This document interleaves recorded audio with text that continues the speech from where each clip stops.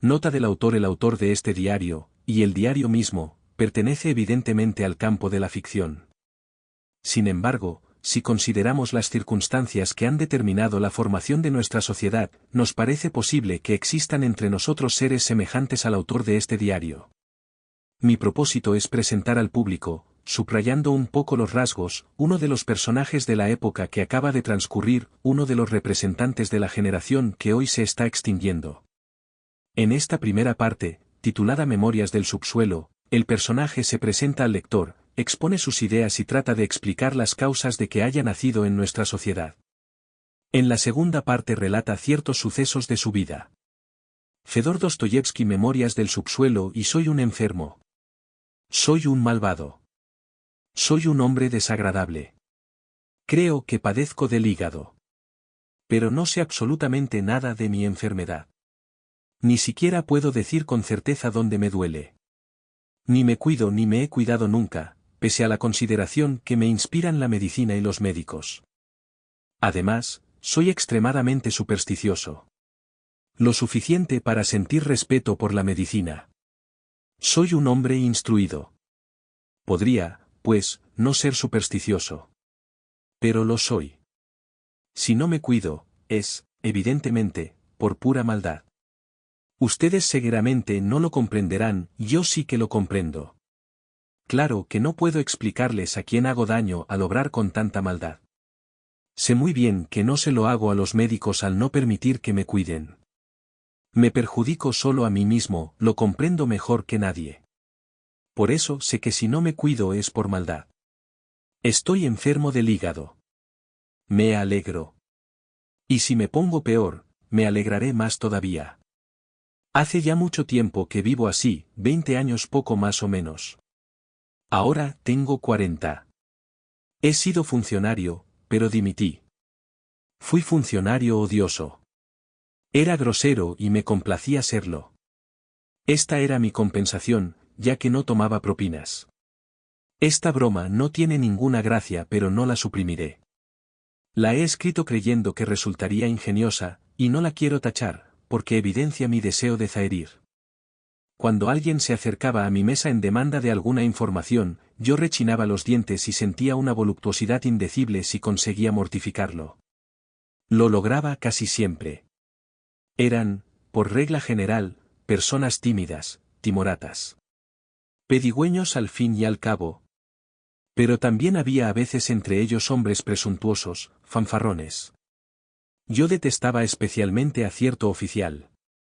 Él no quería someterse, e iba arrastrando su gran sable de una manera odiosa. Durante 1 año y medio luché contra él y su sable, y finalmente salí victorioso, dejó de fanfarronear. Esto ocurría en la época de mi juventud. Pero, ¿saben ustedes, caballeros, lo que excitaba sobre todo mi cólera, lo que la hacía particularmente vil y estúpida? Pues era que advertía, avergonzado, en el momento mismo en que mi bilis se derramaba con más violencia, que yo no era un hombre malo en el fondo, que no era ni siquiera un hombre amargado, sino que simplemente me gustaba asustar a los gorriones. ¿Tengo espuma en la boca? Pero tráiganme ustedes una muñeca, ofrézcanme una taza de té bien azucarado, y verán cómo me calmo, incluso tal vez me enternezca. Verdad es que después me morderé los puños de rabia y que durante algunos meses la vergüenza me quitará el sueño. Sí, así soy yo. He mentido al decir que fui un funcionario perverso. He mentido por despecho. Yo trataba, simplemente, de distraerme con aquellos peticionarios y aquel oficial, y jamás conseguí llegar a ser realmente malo. Me daba perfecta cuenta de que existían en mí gran número de elementos diversos que se oponían a ello violentamente. Los sentía hormiguear dentro de mi ser, por decirlo así. Sabía que estaban siempre en mi interior y que aspiraban a exteriorizarse, pero yo no los dejaba salir, no les permitía evadirse. Me atormentaban hasta la vergüenza, hasta la convulsión. Oh, qué cansado, qué harto estaba de ellos. Pero, ¿no les parece, señores, que estoy adoptando ante ustedes una actitud de arrepentimiento por un crimen que no sé cuál es? Estoy seguro de que ustedes imaginan. No obstante, les advierto que me es indiferente que se lo imaginen o no. No he conseguido nada, ni siquiera ser un malvado, no he conseguido ser guapo, ni perverso, ni un canalla, ni un héroe, ni siquiera un mísero insecto. Y ahora termino mi existencia en mi rincón, donde trato lamentablemente de consolarme diciéndome que un hombre inteligente no consigue nunca llegar a ser nada y que solo el imbécil triunfa. Sí, señores, el hombre del siglo XIX tiene el deber de estar esencialmente despojado de carácter, está moralmente obligado a ello. El hombre de carácter, el hombre de acción, es un ser de espíritu mediocre. Tal es el convencimiento que he adquirido en mis 40 años de existencia. Sí, tengo 40 años. 40 años son toda una vida, son una verdadera vejez. Vivir más de 40 años es una inconveniencia, algo inmoral y vil. ¿Quién vive después de cumplir 40 años? Respondan sinceramente, honradamente. Voy a decírselo a ustedes, los imbéciles y los bribones. Sí, esos son los que viven más de 40 años. Se lo diré en la cara a todos los viejos, a todos esos respetables viejos de rizos plateados y perfumados. Lo proclamaré ante el universo entero. Tengo derecho a hablar así porque yo viviré hasta los 60, hasta los 70, hasta los 80 años. Esperen. Déjenme recobrar el aliento. Ustedes se imaginan cegueramente que mi propósito es hacerles reír. Pues no, se equivocan en esto, como en todo lo demás. No soy en modo alguno tan alegre como sin duda les parezco. Por otra parte, si, irritados por toda esta palabrería, me pregunta qué soy en fin de cuentas, les responderé, soy un asesor de colegio. Ingresé en la administración para poder comer únicamente para eso, y el año pasado, cuando un pariente lejano me legó 6.000 rublos, dimití al punto y me enterré en mi rincón. Hacía ya mucho tiempo que estaba aquí, pero ahora me he instalado definitivamente. La habitación que ocupo está en los confines de la ciudad y es fea, destartalada. Mi criada es una vieja campesina, malvada por falta de inteligencia. Además, huele mal. Me dicen que el clima de Petersburgo me perjudica, que la vida aquí es muy cara, e ínfimos los recursos de que dispongo. Lo sé mucho mejor que todos esos sabios donadores de consejos. Pero me quedo en Petersburgo. No me iré de Petersburgo porque... Bueno, ¿qué importa que me marche o no? Sin embargo, ¿de qué puede hablar un hombre honrado con más placer? Respuesta, de sí mismo. Por lo tanto, voy a hablarles de mí mismo. Ahora voy a contarles, señores, porque ni siquiera he conseguido llegar a ser un insecto. Lo declaro ante ustedes solemnemente, muchas veces he intentado convertirme en un insecto, pero no se me ha juzgado digno de ello. Una conciencia demasiado clarividente es una enfermedad, una verdadera enfermedad. ¿Una conciencia ordinaria nos bastaría y sobraría para nuestra vida común? Sí, una conciencia ordinaria, es decir, una porción igual a la mitad, a la cuarta parte de la conciencia que posee el hombre cultivado de nuestro siglo XIX y que, para desgracia suya, reside en Petersburgo, la más abstracta, la más premeditada, de las ciudades existentes en la Tierra, pues hay ciudades premeditadas y ciudades que no lo son.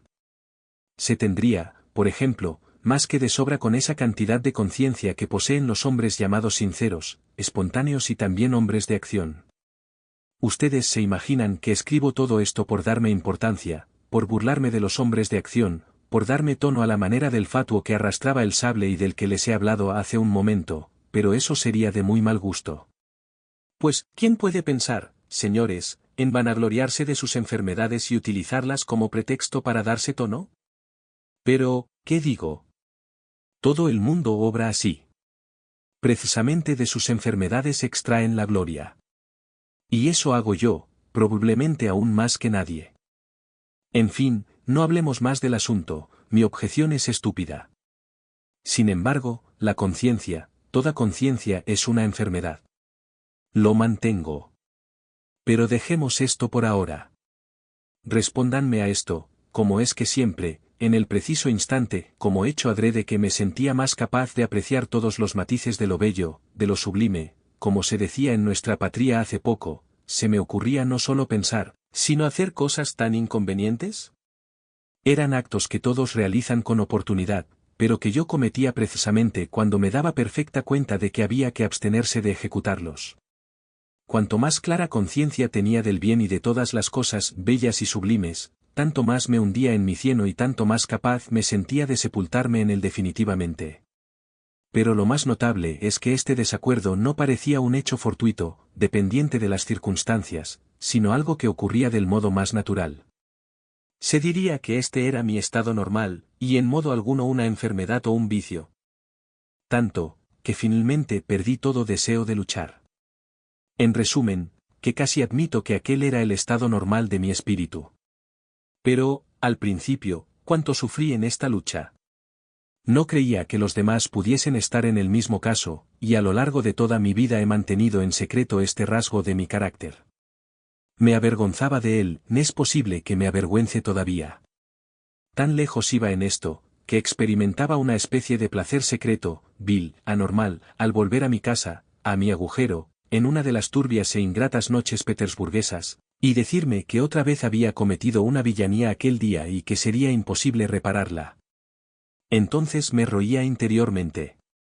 Me roía, me desgarraba a dentelladas, bebía largamente mi amargura, me saciaba de ella de tal modo, que al fin experimentaba una especie de debilidad vergonzosa, maldita, en la que saboreaba una verdadera voluptuosidad.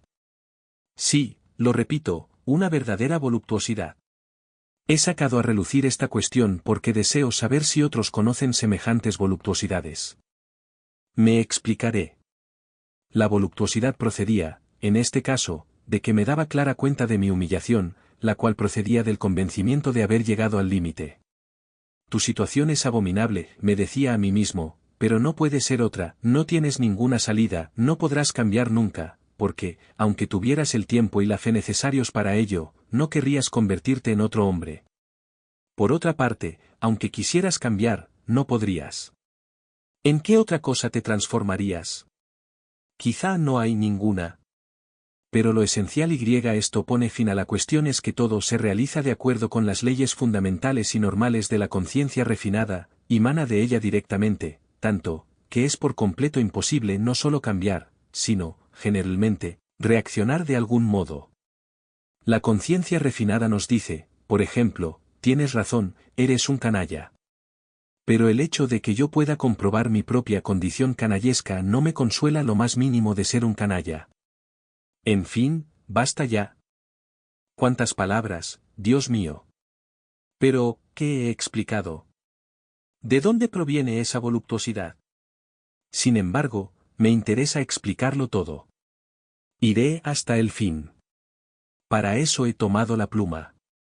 Empezaré por decir que tengo un amor propio tremendo, que soy tan desconfiado y susceptible como un jorobado, como un enano. Pero, verdaderamente, ha habido momentos en mi existencia en los que, si me hubiesen dado una bofetada, me habría sentido quizá muy dichoso. Hablo en serio, habría podido encontrar en ello cierto placer, el placer de la desesperación, desde luego. Pues la desesperación oculta la voluptuosidad más ardiente, sobre todo cuando la situación aparece sin salida.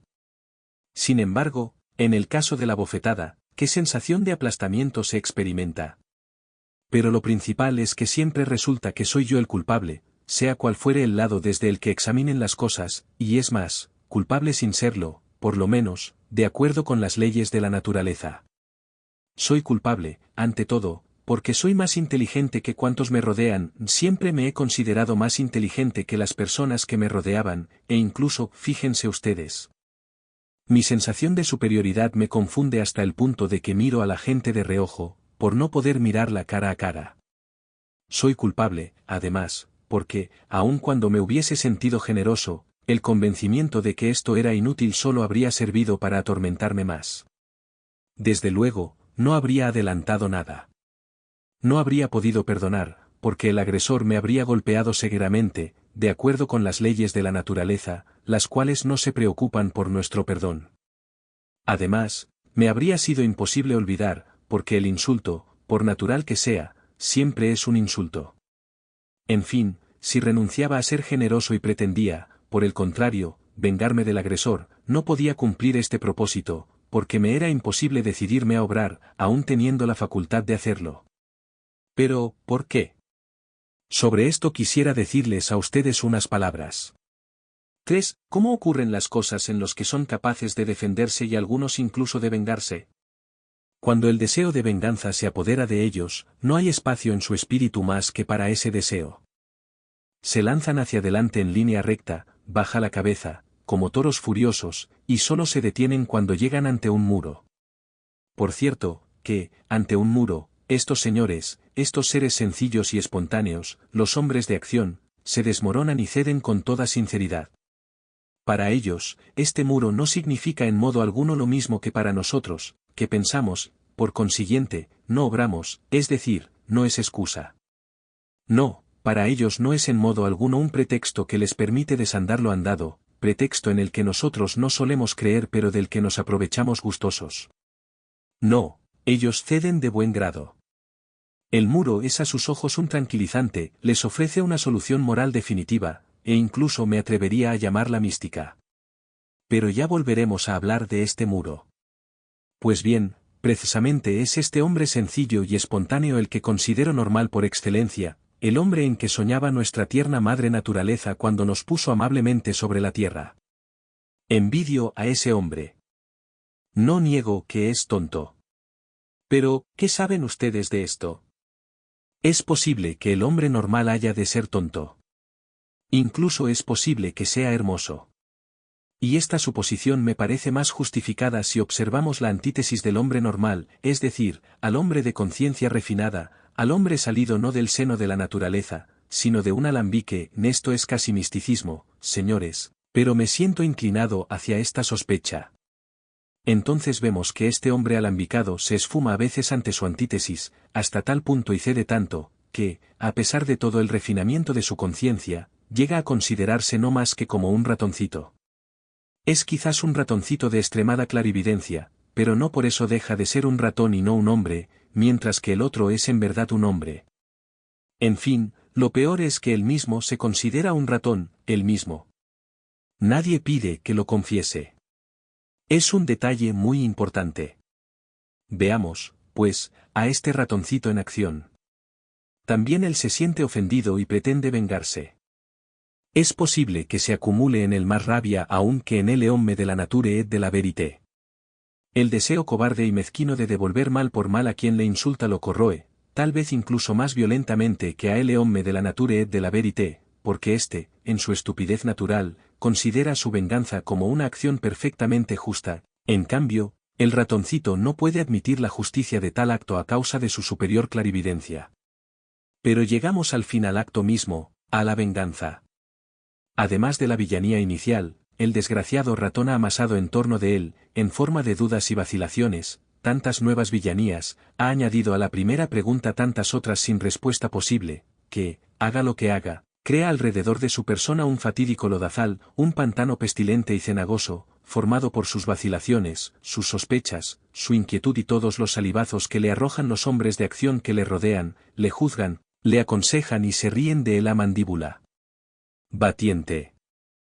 Entonces, naturalmente, lo único que puede hacer es abandonarlo todo, aparentando desprecio, y desaparecer vergonzosamente en su agujero.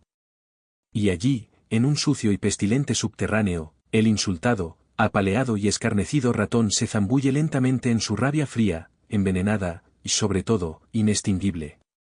Durante 40 años recordará la afrenta recibida, con sus detalles más humillantes, a los que irá añadiendo otros más vergonzosos aún, excitándose perversamente, atizando el fuego de su imaginación. Se sentirá avergonzado, pero evocará todos los detalles, pasará revista a todas las circunstancias, inventará otras con el pretexto de que habría podido producirse, y no perdonará nada.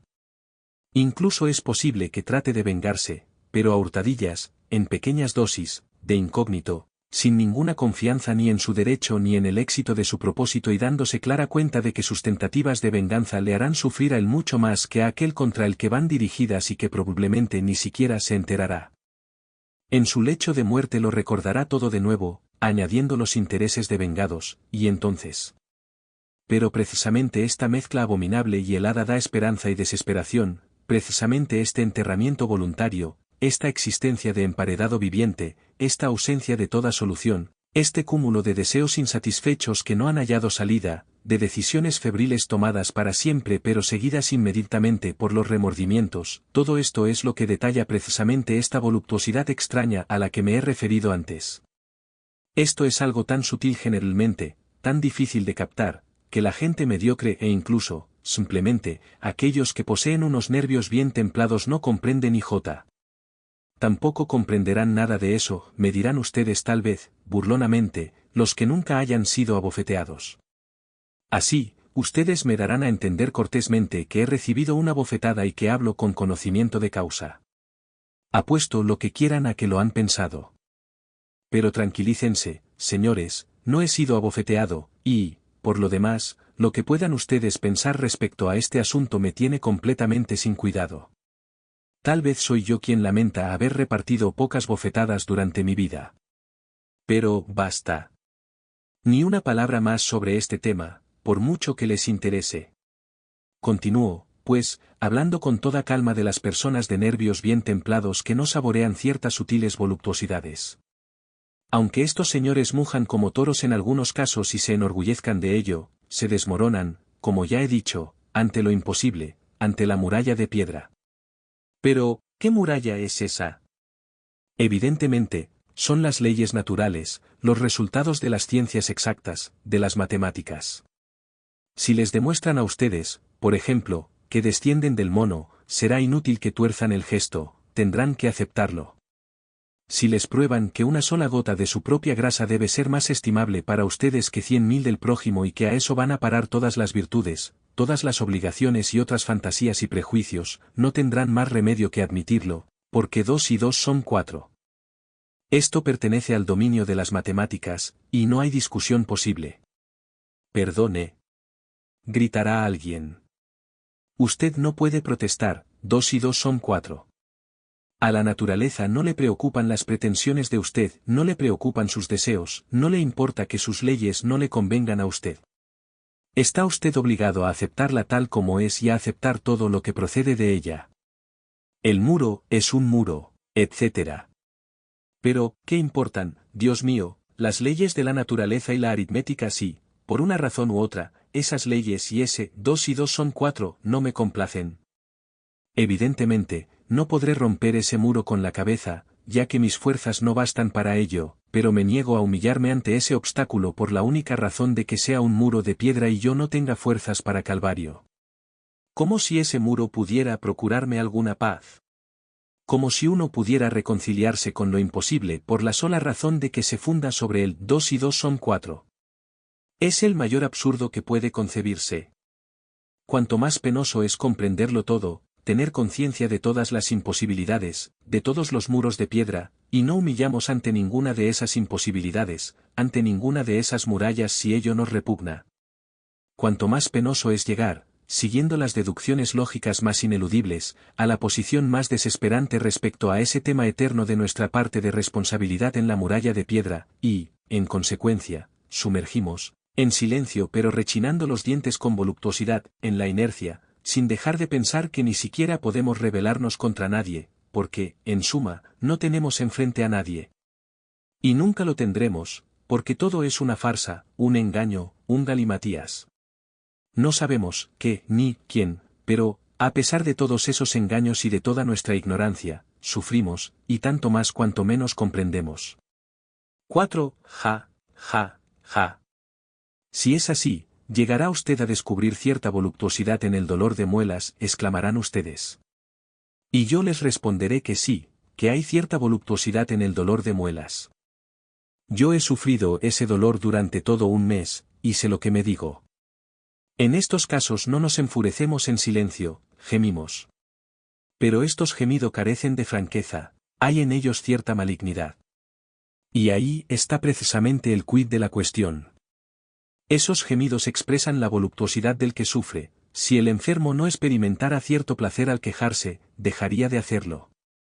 Es un excelente ejemplo, señores, y lo voy a desarrollar. Estos gemidos expresan, en primer lugar, la conciencia humillante de la inutilidad del sufrimiento, su legalidad desde el punto de vista de la naturaleza, sobre la cual usted escupe, pero que le hace sufrir, mientras ella permanece impasible. Expresan también que usted comprende que el enemigo no existe, pero no por eso deja de existir el dolor y que, teniendo tantos Wagenein como tiene, es usted esclavo de sus muelas. Si a alguno de esos Wagenein le da por ahí, sus muelas dejarán de atormentarle, pero si su propósito es otro, su dentadura le hará sufrir todavía 3 meses más. Y si se niega usted a inclinarse, si protesta, no hallará otro medio para consolarse que darse de bofetadas o romperse los puños contra el muro de piedra. Pues bien, son precisamente estas crueles ofensas, estas burlas que se permite no se sabe quién, las que suscitan esa sensación de placer, que llega a veces a la voluptuosidad suprema. Les ruego, señores, que presten atención a los lamentos de un hombre cultivado del siglo XIX que tiene dolor de muelas desde hace 2 o 3 días. Entonces gime de modo distinto que el primer día, no solo porque le duele, no como un grosero campesino, sino como una persona instruida, impregnada de la civilización europea, como un hombre desligado del suelo natal y de los principios nacionales, como se dice hoy. Estos gemidos son malévolos, furiosos y no cesan de día ni de noche. Sin embargo, la víctima comprende perfectamente que no le sirven para nada. Sabe mejor que nadie que irrita y tortura a quienes le rodean y que se tortura a sí mismo sin provecho alguno. Sabe que el público y la familia ante la cual se lamenta escuchan con desagrado sus quejas, en las que no creen, y comprenden que podría gemir de otro modo, más sencillamente, sin afectación, sin esos gorgoritos y esas exageraciones provocadas por la maldad. Y es que justamente en esa humillación a la que acompaña la clarividencia radica la voluptuosidad. De modo que os molesto, que os desgarro el corazón, que impido dormir a toda la casa. Mejor, no durmáis. Así os daréis cuenta de que me duelen las muelas. Ya no soy para vosotros el héroe que pretendía ser. Ahora soy un malvado, un bribón. Mejor. Incluso me siento feliz al ver que al fin me habéis desenmascarado. ¿Os mortifica oír mis gemidos? Peor para vosotros. Voy a lanzar un gorgorito más afiligranado todavía. ¿Continúan ustedes sin comprender, señores?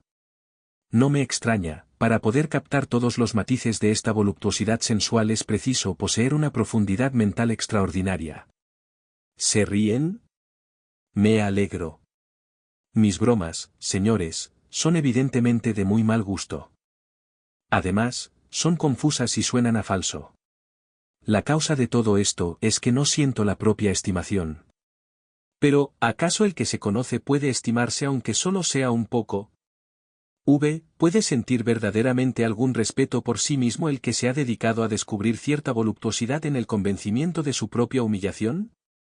No habla en modo alguno inspirado por un remordimiento pueril. Detesto decir, perdóname, papá, no lo volveré a hacer. No porque sea incapaz de pronunciar estas palabras, sino quizá por todo lo contrario, porque soy demasiado capaz de pronunciarlas. Y, como si lo hiciese adrede, me precipitaba hacia adelante precisamente cuando no tenía nada en absoluto que ver con el asunto. Esto era lo más repugnante. Y entonces me enternecía, me lo confesaba todo, lloraba y, al fin, me engañaba a mí mismo, aunque sin intención, pues era mi corazón el que me hacía estas jugarretas. En estos casos, ni siquiera podía echar la culpa a la naturaleza, a esas leyes que me han hecho sufrir tantas vejaciones en el curso de mi existencia. Es penoso acordarse de estas cosas, que, además, eran sumamente penosas en el momento en que ocurrían. Pero basta que transcurra un minuto para que me enfurezca al advertir que todo esto es mentira, una mentira innoble, una comedia infame. Esa contrición, ese enternecimiento, esos propósitos de vida nueva. Ustedes me preguntarán por qué me torturaba, por qué me retorcía tan cruelmente. Respuesta: porque me aburría permaneciendo con los brazos cruzados. He aquí por qué me entregaba a semejantes contorsiones. Era esto, se lo aseguro a ustedes. Obsérvense a sí mismos con atención, y comprobarán que las cosas ocurren precisamente así. Yo me imaginaba aventuras y me creaba una existencia fantástica para vivir fuera como fuese. ¿Cuántas veces, por ejemplo, me he enojado sin motivo, solo por enojarme? Yo era el primero en saber que me irritaba en frío, pero que me iba enardeciendo, y llegaba a encolerizarme sinceramente. Siempre me han gustado estas cosas. Tanto, que acabé por perder el dominio de mí mismo. Una vez, incluso dos, traté a toda costa de enamorarme. Y hasta llegué a sufrir, palabra. Uno, en el fondo, no cree en su sufrimiento, casi se ríe, pero, a pesar de todo, sufre, y muy de veras. Está celoso, está fuera de sí. Y la causa de todo esto, señores, es el aburrimiento, la inercia nos aplasta. El fruto legal, el fruto natural de la conciencia es, en efecto, la inercia, nos cruzamos de brazos conscientemente. Ya he hablado de esto. Ahora lo repito una vez más, todos los hombres activos, son activos porque son obtusos y mediocres. ¿Cómo se explica esto?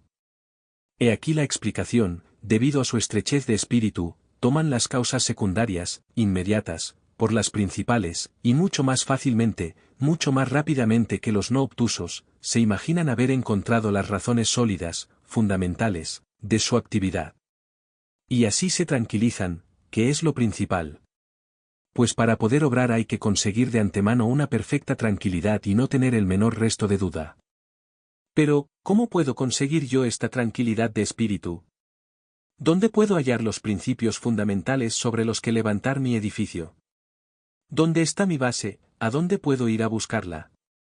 Me entrego al pensamiento. Dicho de otro modo, en mí, toda idea provoca inmediatamente otra, y así continúa sucediendo hasta el infinito. Tal es la esencia de todo pensamiento, de toda conciencia.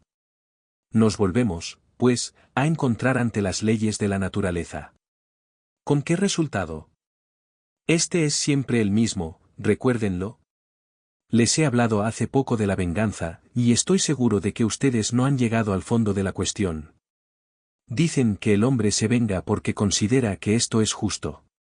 Este ha encontrado, pues, el principio fundamental que buscaba, la justicia. Está, por lo tanto, completamente tranquilo y se venga con gran serenidad y pleno éxito, persuadido como está de que realiza una acción justa y honrada. Pero yo no veo en la venganza nada justo ni bueno, en consecuencia, si trato de vengarme es por pura maldad. Evidentemente, la cólera podría vencer todas las vacilaciones y, por lo tanto, desempeñar con éxito el papel de esta razón fundamental, precisamente porque no puede ser considerada como tal razón. Pero, ¿qué le vamos a hacer, si no soy lo suficientemente malvado? Ya lo vengo diciendo desde el principio. Mi cólera está sometida a una especie de descomposición química, en virtud precisamente de esas malditas leyes de conciencia. Apenas distingo el objeto de mi odio, he aquí que éste se desvanece, los motivos se disipan, el responsable se volatiliza, el insulto deja de ser insulto y se presenta como obra del destino, como algo semejante a un dolor de muelas, al que todo el mundo está expuesto. Y entonces mi único consuelo es romperme los puños contra la pared. En la imposibilidad de encontrar las causas primeras, renuncio, pues, a mi venganza con un desdén afectado. Ah, si tratase uno de abandonarse a sus sentimientos, ciegamente, sin reflexión alguna, sin buscar ninguna razón, alejando de sí toda conciencia, aunque no fuera más que por algún tiempo. Entonces la cosa sería muy distinta. Maldice o adora, pero no estés con los brazos cruzados. Desde el día siguiente te despreciarás por haberte engañado a ti mismo a sabiendas. Resultado final, pompas de jabón, inercia. Ah, señores, es posible que me considere inteligente en extremo por la única razón de que en mi vida no he logrado empezar ni acabar nada. No soy, pues, más que un charlatán, un inofensivo charlatán, un pesado como todos nosotros. Pero, ¿qué le voy a hacer, señores, si el destino del hombre inteligente es charlar, es decir, verter agua en un tamiz?